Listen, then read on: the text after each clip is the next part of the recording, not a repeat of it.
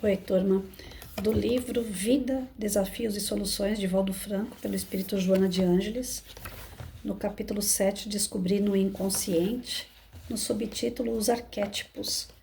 O conceito de arquétipo adotado por Jung era conhecido desde filo-judaeus, referindo-se a imago Dei, que seria a imagem divina que existe no ser humano.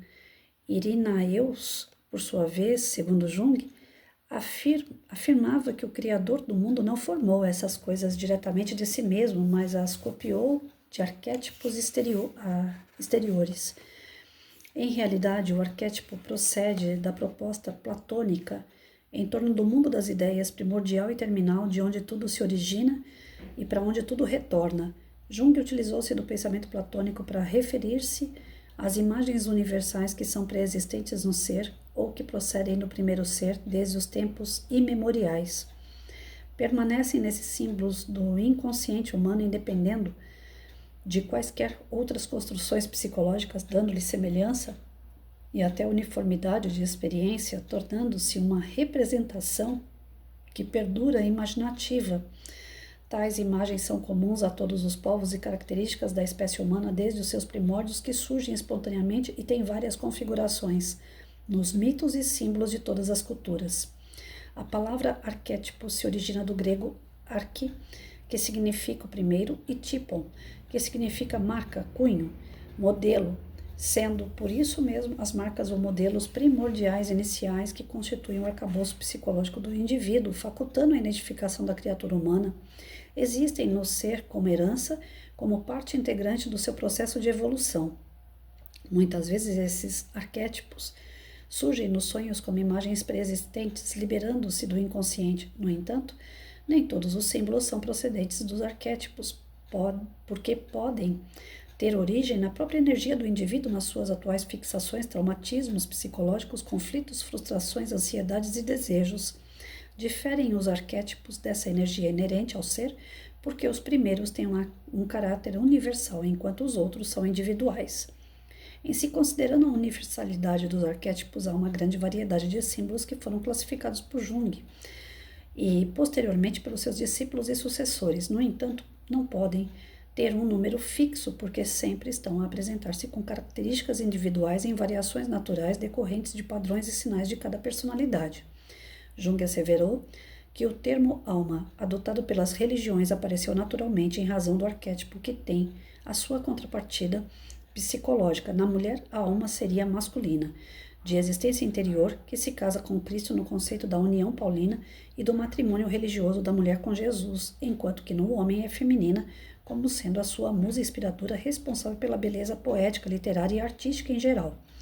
Essa representação psicológica aparece nos sonhos como anima para os homens e animos para as mulheres.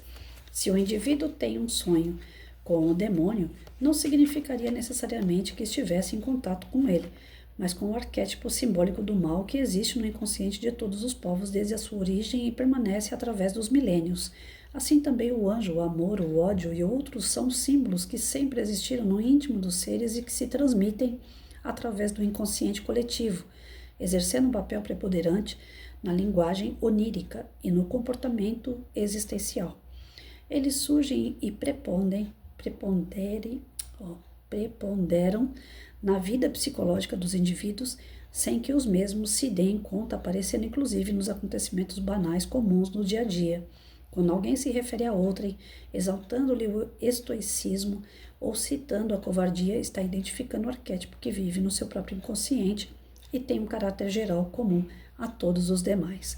Assim sendo, sempre é encontrado nos outros aquilo que jaz na própria pessoa, o que lhe facilita o reconhecimento. As criaturas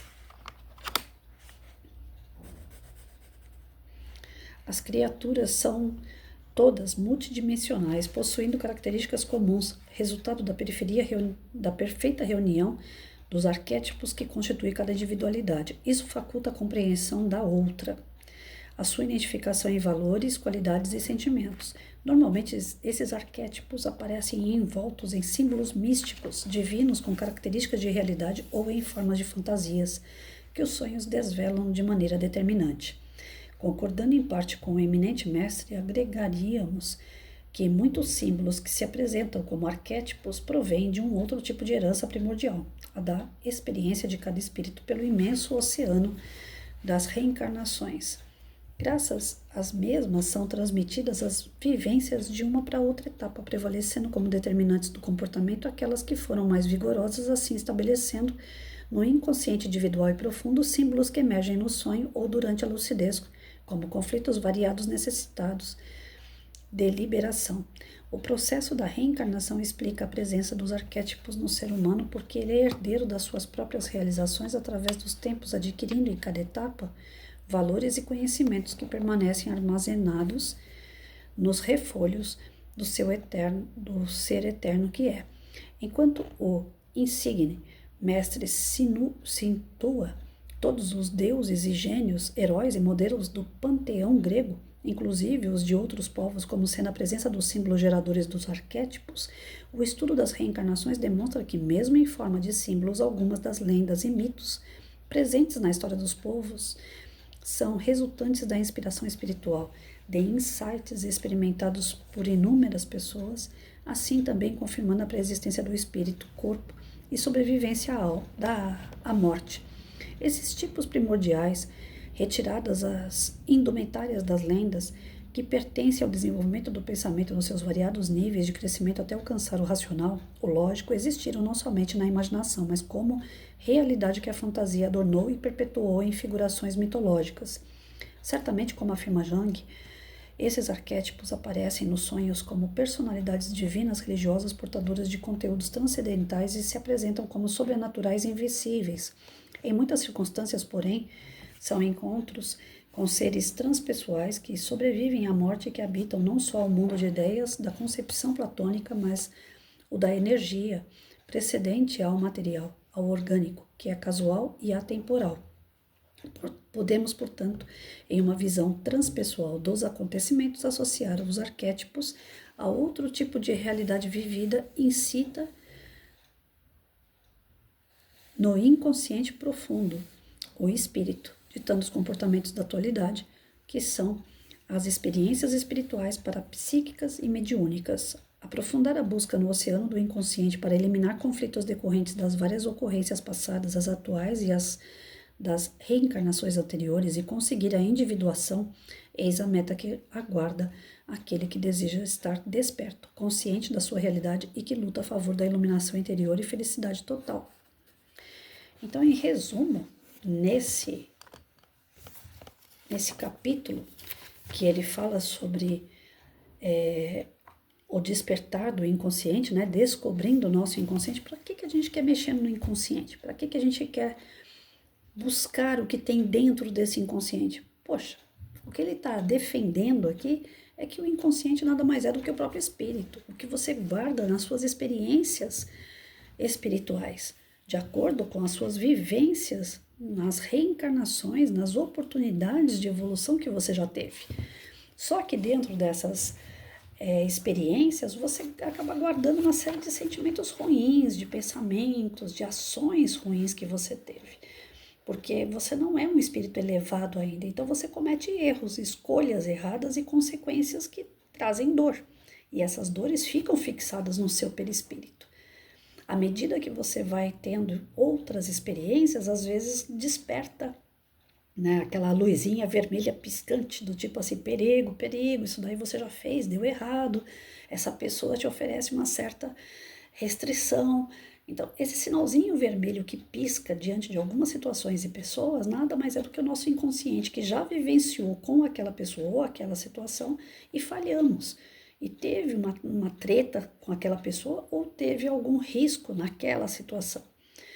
E aí, quando esse sinalzinho pisca, o vermelho, né, que ele chama a atenção, e você não sabe de onde vem, se torna mais difícil a compreensão, o entendimento e também a sua atuação. Mas se você percebe que aquilo está dentro do seu eu, né, que está lá no seu espírito, já em forma de vivência, experiência que você teve, que aquilo está te trazendo um certo risco, e você tem a consciência de que risco é, você vai saber lidar com essa situação. E você vai saber passar por ela. e você vai ser aprovado nessa circunstância. Ou seja, seu espírito vai crescer, vai se iluminando. Então, aqui no final, ele coloca pra gente assim, até vou ler novamente que eu achei legal. Ó.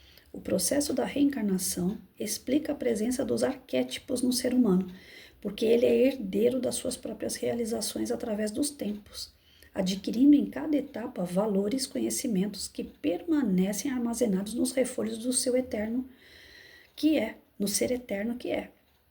Então, à medida que você vai reencarnando, você vai tendo experiências com esses arquétipos, com esses símbolos, né? Então, o fato de você sonhar com um demônio não significa que você estava com um demônio, significa que tem algo ruim que tá para acontecer, né? Significa que tem algo ruim te rondando. Aquele arquétipo, aquela figura representa o mal, mas não significa que você estava com ele, né? Tem uma passagem que eu agora lembrei aqui. Eu acho que um mês, não sei quanto tempo exato, mas um pouco antes de acontecer a morte do meu marido, que foi uma morte bruta, foi um garoto de 16 anos que matou meu marido num assalto. A gente estava separado de corpos, né? Ele tinha aprontado aqui em casa. Eu falei, eu vou dar um castigo nele, vou deixar ele fora de casa. Aí eu botei ele para fora de casa com a intenção de trazer ele de volta depois. Eu não sabia que o futuro estava reservando uma separação que fosse determinante na nossa vida, né? Então eu só queria dar um castigo nele. A maior castigada fui eu que tirei ele de casa, depois ele não voltou devido a esse assalto aí. E aí, ele fora de casa, um dia ele ligou para mim, ele falou, Patrícia, aqui eu tô ficando aborrecido, porque eu não consigo resolver as situações, eu quero voltar para casa. Eu falei para ele, você só volta para casa no dia que você resolver sua vida aí. Você saiu de casa sem dívida, e eu não vou te aceitar de volta cheio de dívida, para que eu pague as burradas que você fez. Então eu era muito dura, e ainda sou. Não virei uma florzinha, ainda não. Então, aquilo para mim que é errado, e, né... Quando eu mandei ele para fora de casa, ele tinha mentido para mim. Então era só ele parar de mentir e ficar lá no quartel. Ele era polícia, ficasse lá no quartel para pensar, que nem a gente faz com criança, né? Senta aí, pensa no seu erro e depois voltasse para casa. Mas não, foi morar na casa de amigos, aí se endividou, porque os amigos aproveitaram, né? Esses amigos da onça aproveitaram que ele tinha o nome limpo e começaram a pegar produtos eletrodomésticos no nome dele, não pagaram e ele ficou com o nome sujo. E aí ele queria voltar para casa com o nome sujo e cheio de dívida. Eu falei, mas de jeito nenhum que eu vou aceitar um negócio desse. Você primeiro assuma as suas dívidas aí, se vira, se ajeita, depois você volta para casa. E aí numa dessa ele ligou para mim e falou assim, eu tô tão triste que eu não tô conseguindo acertar minha vida e eu quero voltar para casa. Aí eu falei para ele, olha Edson, eu sonhei com você essa noite. Aí ele falou, o que você sonhou? Eu falei, eu sonhei que você... Eu não sabia onde ele morava, não sabia o que ele estava fazendo da vida dele, só sabia que ele estava todo errado, né? E aí eu falei para ele assim, olha, eu sonhei que você tava dentro de uma escola, sentado numa poltrona, na frente de uma televisão, num pátio de escola. Eu sei que é escola por causa daqueles blocos, né, que as escolas são padronizadas, então tem aqueles blocos no corredor. Falei, eu passei pelo corredor e vi assim a figura de um demônio, só a cabeça dele aparecia assim para me assustar. E ele falando para mim assim, não adianta você querer ir lá, que ele já é meu. E eu falava pro demônio, falei, eu não tenho medo de você. Ele é meu marido, é a pessoa que eu amo, eu sempre cuidei dele, eu vou continuar cuidando dele. E não vai ser você que vai me impedir. E aí essa cabeça sumia e voltava. Dava pânico, lógico que dava, porque a figura era horrível. Né? E aquela figura vinha e voltava, aquela cabeça, né, no corredor longo, vinha e voltava. Quando eu cheguei no pátio onde meu marido estava, ele estava sentado, abobado, segurando assim numa poltrona, meio abobado, como se estivesse anestesiado, olhando para a cara de uma televisão. E eu chacoalhava ele, eu falava, Edson, acorda, sai dessa, levanta daí, você está correndo risco. E ele não voltava. Não dava nenhum tipo de sinal do tipo, tá, eu tô despertando, né? E aí eu acordei apavorada com aquele sonho. E quando eu conversei com ele pelo telefone, eu passei para ele esse tipo de sonho. Ele falou assim, é coisa da sua cabeça, porque aqui tá, nesse sentido tá tudo bem. Eu continuo fazendo minhas orações, eu continuo trabalhando, só tô endividado, eu quero acabar com essas dívidas para voltar para casa. Eu falei para ele, pois é, enquanto você não se acertar, não tem como você voltar. Eu não vou aceitar você todo cheio de bagunça na sua vida, não. E aí, algum tempo depois, aconteceu o assalto que ele sofreu e um garoto matou ele. né? Aí quando eu fui na companhia da Polícia Militar para pegar os papéis, trâmites de velório, enterro e tudo mais que vem depois, né? Documentação. Aí me falaram para mim, ele tá morando numa escola. Ele tava como caseiro numa escola estadual. E aí você vai ter que ir lá para pegar a documentação que ele tem lá na casa dele. Aí eu fui. Gente do céu.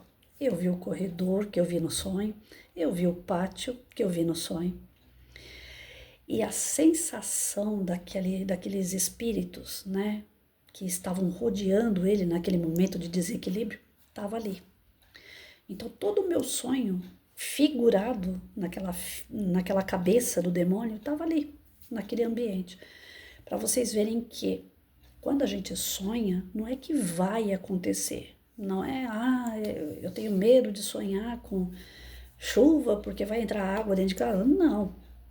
Mas esses arquétipos de sonhos, eles têm a ver com a nossa experiência de outras vidas. Então, são alarmes que são disparados em nós e que a gente precisa ter um certo conhecimento para que a gente saiba lidar, né? Com equilíbrio, com franqueza, né? Sem querer ser o adivinha, estou adivinhando que vai acontecer algo. Não, mas se preparar, porque é o sinalzinho de alerta, é aquele sinalzinho vermelho do pisca-alerta, sabe? Do tipo, cuidado, cuidado, cuidado.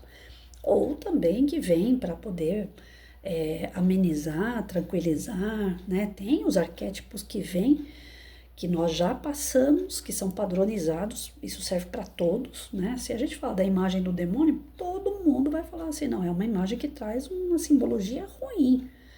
Se a gente falar que sonhou com o céu, com nuvens, todo mundo vai falar assim, nossa, que tranquilidade, que paz. São arquétipos, são, para nós, todos enquanto espíritos, viventes de várias encarnações, nós já passamos por situações que esses arquétipos já apareceram para nós e eles vão se repetindo, para que sirvam de parâmetros, para que a gente possa se localizar naquele contexto que nós estamos vivenciando, seja de atenção, seja para amenizar uma dor, seja para balsamizar a nossa jornada.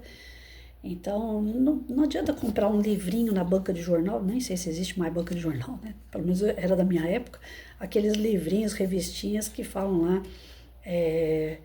como desmistificar sonhos, né? Simbolismos de sonho e tal. Particularmente, eu não acredito muito naquilo.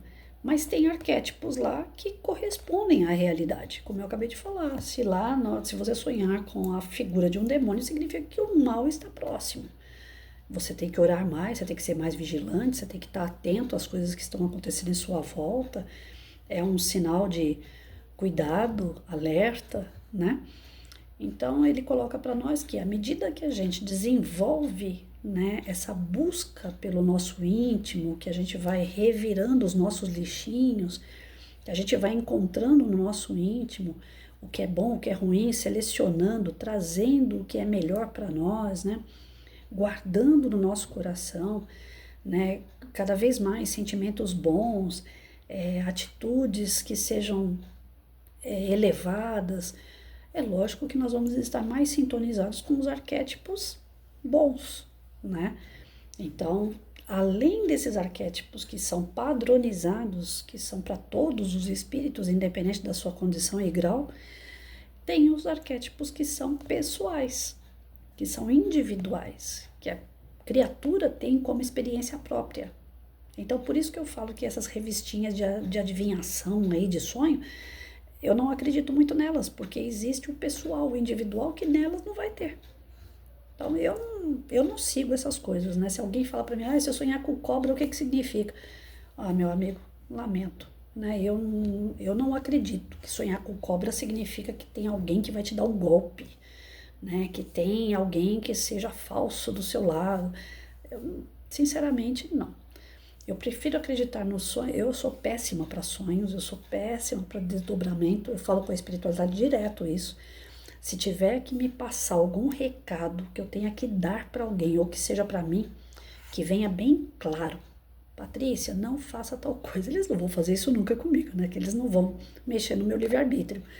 Mas que seja mais claro possível, porque eu sou péssima para dar recado.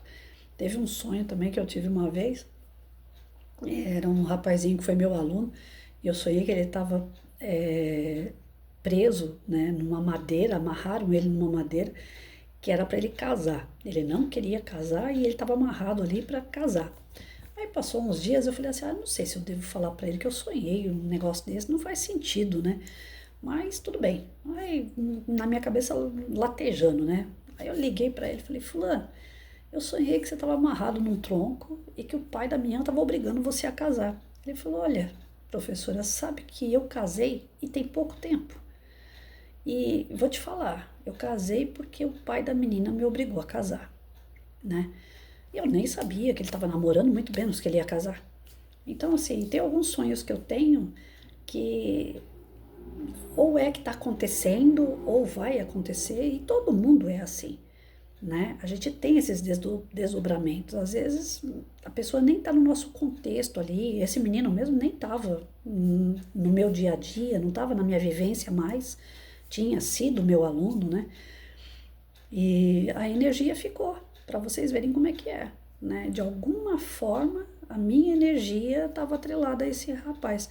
Olha como isso para a gente serve de alerta, porque todas as pessoas pelas quais a gente passa na vida delas, ou elas passam na nossa vida, elas deixam marcas e nós deixamos marcas, as marcas que a gente não enxerga, que são essas energias atreladas, né? Em algum momento pode ser que esse garoto tenha pensado em mim, alguma coisa que eu falei, né, a respeito de relacionamento, que eu sou muito boca aberta, então tem algumas coisas que fogem da aula e eu acabo colocando coisas pessoais na aula. De repente ele lembrou de mim por alguma circunstância e isso veio parar no meu sonho, através desse atrelado aí de energia. Então, nem sempre os nossos sonhos correspondem ao que vai acontecer. Ninguém aqui é mãe de Ná para ficar adivinhando as coisas que acontecem lá na frente, né? E para mim, essas mães de Ná da vida aí também não adivinham nada. Mas, enfim, a gente tem que entender que tudo o que aparece para a gente em sonhos, em desdobramento, está atrelado às nossas vivências. Quanto mais a gente conhecer a nós mesmos, mais a gente vai desvendando essas situações. Aí o que eu falo, né? Eu sou tão materialista, eu sou tão endurecida que nem os meus próprios sonhos eu consigo compreender. Que dirá as coisas que acontecem em volta. Se o que está dentro de mim eu ainda não consigo descobrir, imagino o que está em volta. Agora a gente consegue entender perfeitamente aquelas questões no Livro dos Espíritos, quando Allan Kardec pergunta, né? É possível conhecer Deus? É possível conhecer a nossa criação, né? Como que foi criado o Espírito? E aí o Espírito da Verdade responde, se você não conhece nem a si mesmo, como é que você quer conhecer essas coisas que são tão grandes? Então calma, né? É um passo de cada vez. E o primeiro passo, eu acho que o mais importante que eu estou descobrindo com esse livro, não sei se é Sócrates, Platão, que eu faço uma confusão danada desses pensadores, mas eles diziam, né? Conhece-te a ti mesmo, né? A gente precisa disso. Como é importante a gente saber como funciona o nosso pensamento, os nossos sentimentos, para que a gente saiba lidar melhor com isso, desenvolver de uma maneira saudável, né, e equilibrando o nosso ser, desenvolvendo o nosso espírito realmente para um espírito melhor, mais puro, mais verdadeiro, mais evoluído moralmente.